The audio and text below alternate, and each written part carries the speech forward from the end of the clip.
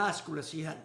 Kaya ngayang igsoon, nga faculty member sa Mount Olive College, Engineer Edna Dahuya Bilican, naminyo sa taga-kulasihan, agri-businessman. Gidalaming ngadto sa mga bukid.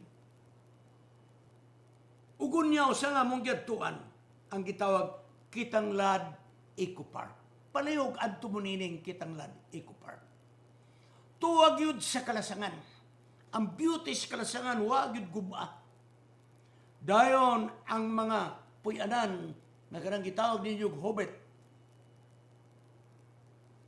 Mo ang klase sa mga puyanan. Very crude, lamparilla ang ginagamit dito. Pero malingaw ka. Og sila nag-produce og citronella oil. Natra ko nini kay humot. Og ang ilang i-produce sab eucalyptus oil. Ngayon ako ning gidala. Abi man ako og asagi ka ng citronella oil. Ang citronella grass di ay dako kay sa tanglad. Dako kay sa tanglad. Nagtanong sila og mga citronella sa dalan. Ikargas krumata pagkadaghan nga mga dahon ug punuan nga ilang gidala dito. Tagod-taguron. Dahil ibutan sa murag kaldero nga dako perting dako. Dayon mga kaigsunan. Doon ay pinabukal nga tubig din sa ilalom. Palis ngawan siya. Steam. Ugo niya ang inalis nga umulatay. Di ko katuigson nga citronella nga dahon og palak og punuan makaproduce og oil, mga kaigsunan. Oil. Nipalit mi ni Mrs. Serrano citronella oil. Kamo nga nana sa stage sa mga haplas-haplas, ay mo paghaplas niya ng haplas nga bisag wak-wak mudagan sa kabaho. Ayaw mo anak, kay busa mo tagkatiguang. Ayaw mo. Ako kay, kanunay man ko gapamassage. Mao nga nangita ko pamagi, so kanang ako massage oil, nga gipalit na ako sa mga massage clinic. Wala baho, gitimplahan ako og citronella oil. Wow, mga kaigsoon pagkamot. Nag-order sab kami ni Mrs. Serrano og eucalyptus oil. Abi man ako asa kuha na. Ang mga dahon, mga kaigsoon ng gagmayng sanga, mupay paalis ngawan.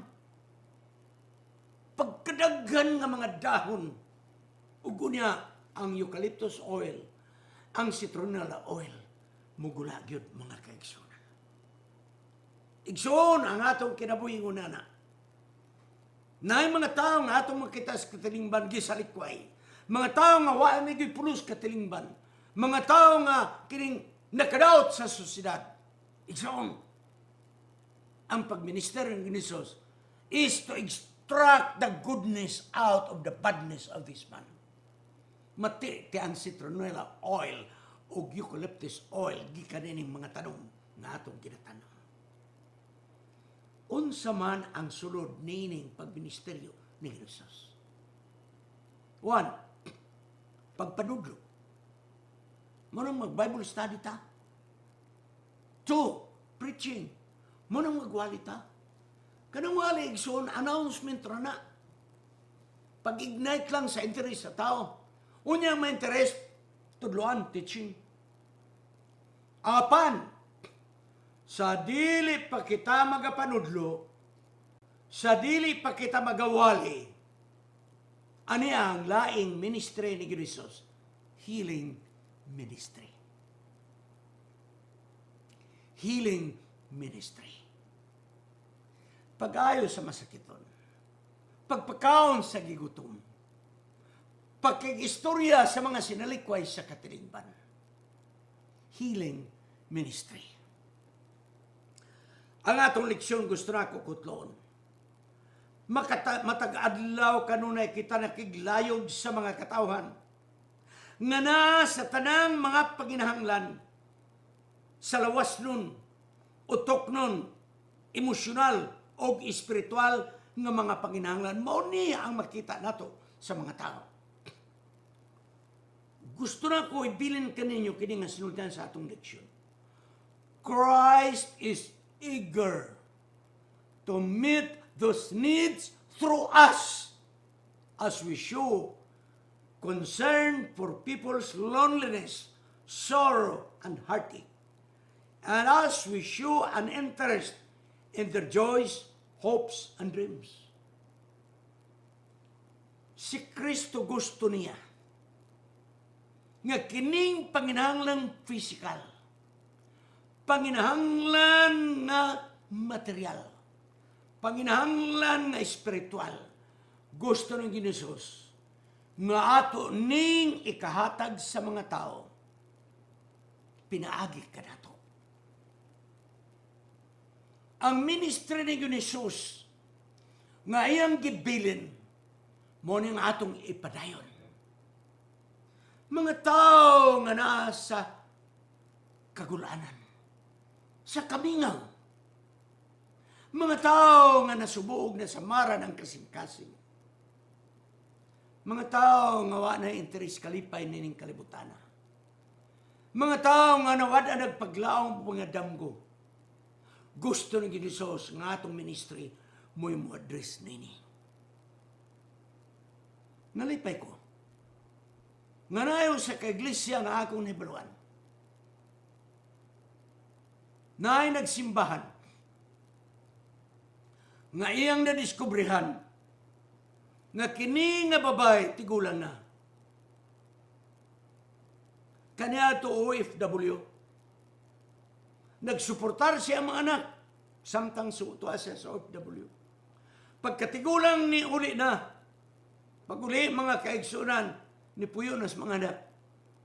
Ang mga anak, mga kaigsunan, di magdugay, itulod nga to sila ang anak, itulod nga to sila ang anak, itulod nga to sa anak. Wa ko kabalog, maldita ba nagdili? Pero di na mo issue. Wa na siya madaganan. Mananahi kini siya nga professional. Apan tigulang na. Ang akong gibiliban, ang tigulang sa iglesia igsoon, silang magtiayon, ilang giadapt kini nga babae. Nakakaroon silang balay nagpuyo. Gusto ng Ginoos nga kini nga ministry atong mapadayon. Atong tanawon ang gitawag felt needs. Ganahan ko sa description unsa ang felt needs sa atong leksyon. Felt needs, it is an area of life in which people already sense that they cannot solve an issue by themselves. Ang felt need ay kanang nahibalo ang tao nga mao ni ang iyang paginahanglan pero wa siya mahimo sa pagkabot na nga paginahanglan. Ang felt need ay mao ni ang iyang sitwasyon nga iyang nang nailan pero di siya kabalo kung saan niya paglingkawas. That is the felt need. Tingali, unsaon pag-undang panigarilyo.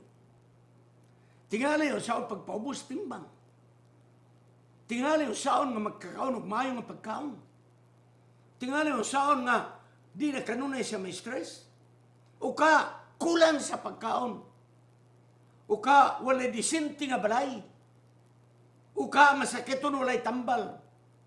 O ka, tambag sa mga magtiayon. Nagkadaya ang felt need, mga kaigsunan. Sige niso samtang din sa yuta. Ang iyang healing ministry wala ma-focus lamang sa lawas nun nga paghatag og kayuhan. Wala mag-focus lamang kini alang sa emosyonal. Panlabos ta ng mga kaigsunan, gusto na Ginoos nga ang nadugmok nga kasing-kasing og kinabuhi sa tao tungod sa sala. Mao ni nga ayuhon nato pinagi sa atong ministry nga gibilin ng Ginoos. Ayuhon ang iyang physical, ayuhon ang iyang sosyal, ayuhon ang iyang material, ug labaw tanan, dili kompleto kung walay espirituano na pagkayo. Gikinahanglan ng atong ministry, ibalanse nato. i-focus para sa lawas ng panginahanglan. I-focus alang sa utok ng panginahanglan. I-focus alang sa sosyal nga panginahanglan. O i-focus alang sa espiritual nga panginahanglan. Kini nga mga dimensions kinabuhis tao di ni pwede ning bubulagon. Nga dili ta mo focus sa espiritual pasagdahi ka ng physical. Di na nimo pwede mabulag. Belum mo ikson, ang atong ministry, imo nang ikonsidera ang duha. Concrete o abstract mga kaigsonan. Muna ang atong giatubang. Ang abstract mga kaigsonan, masayon masabtan kung ipaagi nato sa concrete nga approach. Akong balikon, ang abstract nga mensahe, masayon nato masabtan kung ipaagi nato sa concrete nga pagbuhat. Ako nang i-explain one by one. Ano ang abstract? Kanang abstract ba? Huwag kayo makita. Huwag kayo mahikap. Muna yung abstract. Tanawa. Igsoon. Ay kabalaka. Kaya nagpasalig si Unisos. Nagpasalig si Unisos. Sa balay sa akong aman, adunay daghang pulayanan. Ay kabalaka. Bisag maghigdal na tag karton. Matuluan tag-ulan. Ay, pasagdahi ka na. Sa balay sa akong aman, adoy na dagang puluyanan. Soon, ay kabalaka. Pasmo takaron, sige lang, magtingop tagkaon. Kaya nagingon ang pinadayag na sa taliwala ang subas kinabuhi sa bagong Jerusalem. O sa pangpang, adunay kahoy kinabuhi, nga nagapamunga og dusi ka klase ka bunga, matagbulan. Mga unta dito, abstract ka na. Abstract tungod kay, di man ta mabusuga na. Abstract tungod kay, huwag ta kabaloon sa ng balay sa langit. Okay, ano yung concrete? Ingon ng Jesus, kaya ako gigutom, wa ko ninyo pakana. Ako gihaw, wala ko ninyo paimna. Ako walay biste, wa ko ninyo pabistehi. Ako na bilanggo, apan wa ko ninyo duawa. Ako walay pagkaon, wa ko ninyo hatdi. Ako nagpuyo sa walay balay, natuluan, apan wa ko ninyo tagda. This is concrete, mga kaigsunan. Di masabtan ang abstract nga imong gipresentar kung di nato unahon pag-address ang concrete, mga kaigsunan. Dili interesado ang tao sa imong gisgutan. Sa balay sa akong aman, kung wali mo tabangi, og palit og nipa, aron masuklipan ang mga atok nga nangabuslot. Dili siya interesado niya ng kaos kinabuhi nga nagapamunga. Kung wa sige kaon, niining paniudtog pamahaw panihapon. Igsoon, gusto na ko isulti ka ninyo. Pardon me. Sa diha pa ko nagkinabuhi. Sa lift nga pagkinabuhi. Sa kulihiyo pa ko ug sa dugay nga mga panahon. Dili lamang kay left, kung dili extreme left, mga kaigsunan. I was there for so long and so many years. Ug ang paborito nako na sinultian sa mga liberation theologian, kanang gisulti nila, you cannot preach the gospel to an empty stomach. Di ka makawali sa mayong balita sa taong gigutom. Higsoon, bungas kahoy sa kinabuhi, tulog ka klase kada bulan. Dili siya interesado. Kaya ang iyang interes, masudlan ang iyang tiyan. Ang ministry ni Jesus, sulbaron ang tiyan. Una pa introduce ang balay sa langit. Sulbaro ng tiyan, una pa introduce ang kahoy sa kinabuhi. Sulbaron una ang paghigda ni ining tawhanas karton diya sa kanto. Una pa mo introduce ang balay sa akong amahan. You cannot preach the gospel into an empty stomach. Tapuson ako. Akong tapuson. Tingali na dungog na kuninyo nini nga sugilanon. Apat tuguti ko. Kay daga mga bago na ko nga mga viewers ug listeners, tuguti lang ko. Kamudiha nga nakadungog na, paminawala, mas maipod nga maka-review mo. Nagkanda kami og sa Field School Evangelism Wali sa siyudad sa Butuan. Opening night. Kami ni Pastor Paipa ang kaubanan. Siyang preacher, ako lang may coordinator o ako ang assistant. Nagdalamig estudyante, mga junior o senior sa theology sa Mountain View College. Og naay usa ka babae nga akong nakita nga kanunay nagatambong. Wala gyoy absent. Kada buntag gamiting mi sa akong mga estudyante kung nabisitahan ba kining ng tambong. So nangutanan ko, kanang babae bitaw nga naa diha mao na naada ang naglingkod. Nabay na kabisita ka ninyo? Misag kamot ang akong estudyante. Mga kaigsonan. Ugon niya, yun sa pastor, ako ang nagbisita ni Ana. Alam mo ba? Ang iyang pangalan ni ini nga estudyante, si Gilbert Lipitin. Na pastor siya o makasusubo.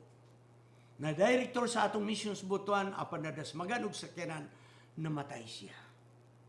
Siya mo iniisa. Pastor, ako nagbisita ni Ana. Naisugilano na nga babae. Kung sige, huma sa atong meeting, magpabilin ka. Nagpabilin si Gilbert Lipitin. Ugi akong istra. Pastor, kini nga babae di ay. Minyo ni iyang gisaysay kanako ang iyang kaagi. Batanon siya nga nagminyo uway, gusto niyang ginikanan uway, gusto po ng ginikanan spikas. Mayong kinabuhi nila. Kaya ang laging industry sa Agusan, Hilabayan, Kakusog. Pagkanahinay ang laging industry sa Butuan, dawad ang trabaho niyang bana, ugun niyang niyang bana, milayas og nagtaban og laing lalaki. Siya na lang ang nabilin. Tulo ka mga anak. Nagsunod-sunod ang kagagmay. Wala siya madaganan, muuli sa ila, di siya dawaton. Muato siyang ugangan, di siya dawaton. Nagkinabuhi sa Butuan ng Hilabang Lisura, way mamuhag trabaho, to shorten the story, ato na lang i-compress. Bisagun sa lang panginabuhi. Mga yung tabang, hurot na lang, wa na mo tagad kaniya, kay gipulan na yung tabang. Ang iyang trabaho mga kaigsunan, kay wa po lagi na mahuhan sa panginabuhi. Mangita siya nagluto og maruya o putog bibingka. Iyang isuroy, porsyento siya. Pila ra may makuha sa porsyento? Naay panahon nga pag-uli niya, wa siya dala nga bugas. Ang iyang mga bata, sige naghilak sa kagutom. Mag-init lang siya tubig, tiplag asin, ipahigop sa mga kabataan. Mao na yung kaagi ng babayana. Matod pa ni Gilbert. O diadtong panahon nga kita naghimog opening night, kining babayhana ang iyang mga anak nagkasakit og tipdas. Silang tulo nahibalo na sa tipdas nga mag-uba na sa hutoy ug gubo. Gibati nining bayhana nga wa na siya paglaom. Unsa ipalit og tambal. Busa na kaunahon na siya mga kaigsunan nga maghikog na lang siya. Miatos kusina, pagtanaw sa kutsilyo, Huway puluan ang kutsilyo, unya di pagyud hait. Abi niyo igsoon, kining pobrita, dugay ta mamatay. Kabisag kutsilyo, pobre po. Siya maghikog na lang yun ko, wapoy pisi. Nakaunaw na siya. Mag-inom siya hilo. Wapoy hilo. So nakainom-dum siya. Nga sayang palibot sa iyang tanang silingan na babaeng tiguang, nga morgay andam nga mutabang kaniya. Ugaling lang, mauwaw na siya magsigig, balik pa ngayong tabang. So mga kaigsunan, kilom-kilom ng panahon, miyato siya. Yun siya manang, mga gabi, babayoy, ang sanapod ni. Manang, pautanga kong kwarta, mangutan siya kwarta, kay mo apa sa agricultural supply, kay mo palit og hilo, mga kaigsunan, pesticide. Sa nga naman, usabi na yung kwarta, isa manang ipalit na akong pagkaon kay mga bata, sige kila. Isa, oy, babae, di kanako pautang og kwarta. Kay nasunod na ko ni sa among katigulangan, nga buisit magpakanaog og kwarta pautang sa gabi. Ugma na lang, manang di ko kaulat karon na lang, hala, pagkaon man ka, sige, nay bugas, nay tinapa, nay bulad. Manang kwarta lagi, di lagi, kay makabuisit, mangutang o gabi. Niuli among babae. Sa pastilan, imbis maghikog na taan yung taghilo, na ano pagkaon. Yung giluto ang pagkaon, pagkaluto na yun siya sa mga bata. Mga anak, kaon na lang mo, kamo na lang. Kaon na lang mo. Kaya pa ko'y lakton. Yung mga bata, mubalik ka dahil sa ambot. Yung unang kinamang pagdala o makaon siya, sige magdala. Kaya ngayong tuyo mga kaigsunan, nga mulukso siya sa tulay, sa kinganlan o magsaysay bridge. Mulukso tulay. Paggawas niya mga kaigsunan silang balay, migawas pa yung karsada, distansya pa man yun ang tulay. Huwag kapliti sa tricycle. Muna, kining pobrita, may advantage. Dugay ta mamatay, oy. Huwag kapliti tricycle. Pero sa babae, bahala na. Bahala na. Sa diya nga nagatang-atang siya mga kaigsunan, huwag siya kwarta. Nag-decide siya. Mulakaw na siya pangong tulay. Sa paglakaw niya pangong tulay sa unahan, may babae, ang atong lay woman, nagkatagbo sila. Nga kining liwoman nagdali-dali, kay nag-distribute og mga handbills, kay muapas sa atong opening night. Nagkatagbo sila. Pagkatagbo nila ng babae nga mulok sa tulay, iyang gihatag ang handbill, propaganda. Siya dayo, tambong sa meeting, huwag siya makalikay. Nahakop niya ang maong papel. Iyang tambong pa matag-meeting ang mulok sa tagtulay. Samtang naglakaw siya, ang iyang pagluksog tulay. Paglakaw niya nga nakabot siya sa electric post nga naay mercury light, ang balahang espiritu mitandog nining babayhana. Nakaunaw na siya. Unsa kaning papel? Ngano nga patuon man ko? Pagbukad niya, ang among propaganda, ang among handbill, money. May problema ka ba? Ningon ang babae, kadaghan? Nawada ang kabag paglaom, siya mulok sa nagkugtulay, kaya wala na ko'y paglaom. Tambong nini nga meeting. Diha nakiglalis ang balang espiritu. Batok sa espiritu sa yawa. Mulok sa tulay, mutambong sa meeting. Pagtanaw sa babae, ang meeting place, mga duhar magyod kabloke sa karsada ngayang gitidugan. Gibira siya sa balang espiritu ug miadto sa meeting. Nagpadayon ang meeting, siya na lang mo'y ulahi. Naniid siya. Naniid. may misugat nga babae nga mo'y tigsugat sa mga bisita o sa kakulpultur nga babae. Gigunitan ng babae nagingon, "Good evening, ma'am." Kanang pulong ma'am mga kaigsunan. Nakaalsa sa kinabuhi ni ng babayhana.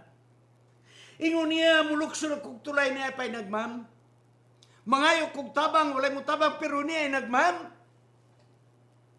Gipalingkod ako, matod pa sa babae.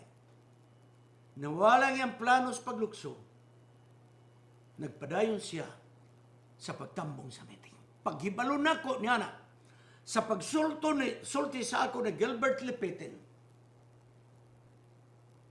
ningon ko, sige, akong gisultan ako mga estudyante sa Pastor Papa, mag-rest ng kwarta. Sa nga nakarais na may kwarta, miyad tumis palingki. Namalig kami mga kaigsunan ng hapon. Ala, bugas, unsan na lang dito, tanan kikumplituhan. Tuyo, oil, sabon, uguban pa, mga dilata, uguban pa. Dua ka karton, o sa kasa kong bugas. Pagkakadlaon, nang harana kami sa balay ni ning babayhana. Walay suga, kay walay kurinti. Walay suga. Di ko malimot nga mo kikanta, someone is praying for you. Tunga-tunga sa mong awit. Doon nilang parilya nga misiga sa balay. Gituklas ang bintana. Kanang tukod-tukod bitaw nga bintana, gituklas. Huwag din ako malimtan nga ang lamparilya sa babae din siyang ulo. Naiwagan ang mga luha nga nangatagak siyang mga mata. Nagsigig bakog ng ngoy-ngoy, walay tingog. Pag umana mo kanta, paabot may imbitahon. Nagsigig siyang tiyabaw sa makasog. Ug ako mingon, Mrs., pwede ba may makadayon? Walay tingog, may ablis sa espultahan. Pag ablis pultahan, signalan ako ang akong mga estudyante. Naglukdog karton mga kaigsunan dito sa kusina. Ang babae ni tanaw sa karton mga kaigsunan. Ikaduhang karton ni tanaw. Ang dito na dugay yun nga itutukan. Ang gipasan sa akong estudyante. Ang usa ka sakong bugas. Nipilitan niya mga mata sa usa ka sakong bugas. Ditutukan hangtod nga gibutang dito sa kusina. Sakong tanaw tingali ningon siya. Sakong kinabuhi. Dugay wa na ko ka makakitag usa ka sakong bugas sa akong balay. Sa mo nang naplastar. Misinggit ang babae sa makusog. Ngayon singgit din na ko malimtan hangtod karon. Tipik kong kabahin sa akong ministry. Misinggit ang babae ngayon. Nanong inyo akong gitagad sa manini. Mga tao na nagtagad sa ako. Mga opisina nga nagtabang, wa na magtagad nako. Panganong inyo man akong gitagad. Di man ta parinti. Di man ta kadugo-dugo. Di man ta kaila. Ug akong dila malaman ang babae na gingon. Tinuod ka na sa dugo, di kita managsuon. Apa sa dugo ni Jesus, kita managsuon. Munon kami nga ni Adinay kay gusto kami makatabang, bisan sa ginagmay lang, alang sa inyong panginahanglan.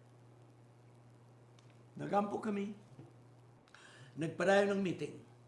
Nahuman ang meeting, Sabado, gihakot ang tanang mga bautismohanan ngadto sa Tinago Beach sa Buena Vista.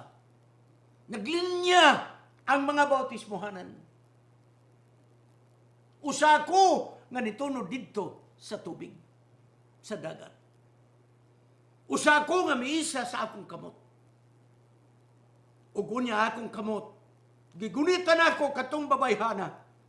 Ug mingon ako, Lourdes, sa kalisod sa imong kinabuhi, gisalik ko ikaw sa kalibutan, gisalik ko ikaw sa imong panimalay. Hapan ako magaingon kanimo, sigun Jesus wala magasalik ko ay kanimo. Ako nga ministro sa mayong balita, magabautismo kanimo sa ngalan samahan sa Anak ug sa Espiritu. Gibautismohan ako si Lourdes. Nangadto kami sa Mount Olive College nang uli. Nang labay ang mga panahon pila ka mga tuig. Siguro kapino 20 ka mga tuig. Nakawali ko sa usa ka syudad. Ugon niya sa akong wali. May tungod nini mga kagulanan o kasakit.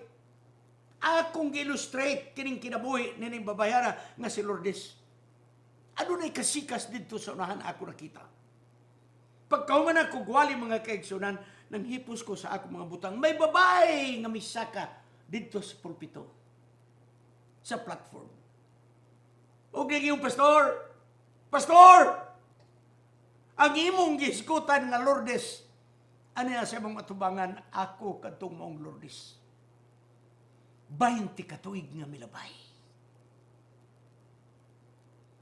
Mga kaigsunan, at kung gigako sa Lourdes, huwag na yun ko Lourdes, di na ta magbulag sa atong pag-alagad. Sa pagbalik sa Ginoo, muadto kita sa ginharian sa eternidad. Magampo kita. O Diyos, ihatag ka namo ang kasing-kasing ni Jesus. Kasing-kasing nga doon ay compassion sa mga tao nga doon ay panginahanglan. Mga tao nga doon ay kalisdanan. Mga tao nga doon ay kagulanan. Tudloy kami, dili lamang sa pagsulti kanila sa mayong balita, apas pagtunol kutob sa among mahimo, na ikatabang sa mga tao, nga nag-ilaid sa kalisod sa ilang kahimtang. May mga taong isalikway sa katilingban, tudloy kami sa paghigugma kanila. May mga tao nga gitanaw sa katilingban nga way paglaom, tungod sa bisyo, tungod sa pagkadotan.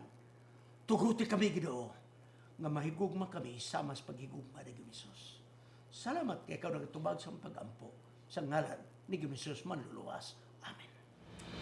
Kining inyong higala, si Pastor Wendell Mugaya Serrano sa S&S Media Ministry, Cagayan de Oro City. Maghangyo ka ninyo sa pag-like, share, subscribe, o ayaw mong kalimot sa pag-click sa notification bell sa atong YouTube channel. Hangtod sa sunod nga higayon, magkita na usab kita.